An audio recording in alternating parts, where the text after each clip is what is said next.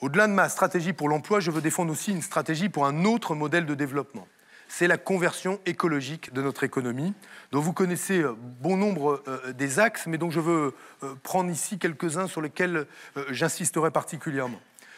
J'interdirai donc les perturbateurs endocriniens, en tout cas toutes ces substances pour lesquelles existe un soupçon de dangerosité. Et d'ailleurs, dans la lignée de cet engagement, je me suis engagé la semaine dernière, en Guadeloupe et en Martinique, à indemniser les victimes du chlordécone et du paraquat. Il y a là des substances toxiques, pesticides, qui ont bouleversé l'écosystème de la Guadeloupe et la Martinique, qui ont eu des effets sur la santé des Guadeloupéens et des Martiniquais, vis-à-vis desquels nous devons prendre des engagements de réparer le préjudice subi et éviter, pour ce qui nous concerne, tous les scandales sanitaires qui apparaîtront demain si nous ne prenons pas les bonnes décisions dans ce domaine-là. Il y a là un jeu extrêmement dangereux à s'acheter des délais supplémentaires pour autoriser demain le maintien de la commercialisation d'un certain nombre de ces perturbateurs endocriniens dont vous savez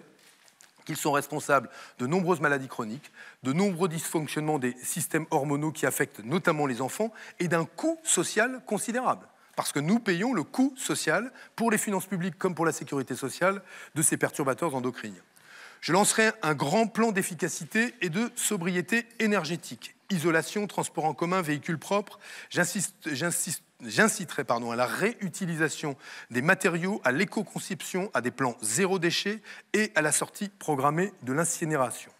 Je porterai à 50% la part des énergies renouvelables dans le mix électrique d'ici 2025 en favorisant la production décentralisée et citoyenne d'énergie. Les sociétés coopératives d'intérêt collectif sont à mes yeux un des moyens de le faire et de le développer de manière autonome sur les territoires et avec un objectif de 100% d'énergie renouvelable en 2050. Pour sortir du nucléaire à l'horizon d'une génération, objectif 25 ans, je fermerai les réacteurs en fin de vie durant le quinquennat et je garantirai les emplois du secteur énergétique par les investissements qu'il faudra consentir pour permettre ou la transition de ces métiers vers d'autres métiers ou le fait de former notamment ces salariés au démantèlement des centrales nucléaires. Il y a là des investissements à faire, nous les consentirons, nous n'abandonnerons pas les salariés dont je sais qu'ils sont inquiets pour le maintien de leur emploi, mais je veux dire que cet objectif est un objectif important pour moi d'engager la réduction du parc nucléaire dès ce quinquennat. Pour lutter contre les particules fines dans l'air, responsables de plus de 40 000 décès par an, là encore, le coût pour la sécurité sociale et les finances publiques est considérable. Je programmerai la sortie maîtrisée du diesel à horizon 2025 pour les voitures neuves, c'est-à-dire l'engagement qu'en 2025, plus un véhicule diesel neuf ne sera mis en circulation parce que nous organiserons de facto la transformation et la transition dans ce domaine des mobilités et des transports individuels. C'est là encore un engagement que je prends et sur lequel je mobiliserai évidemment la recherche publique, la recherche privée et l'industrie automobile. J'inscrirai enfin, c'est le point sur lequel je veux insister, au-delà de ce programme écologique que vous connaissez déjà bien et qui a été abondamment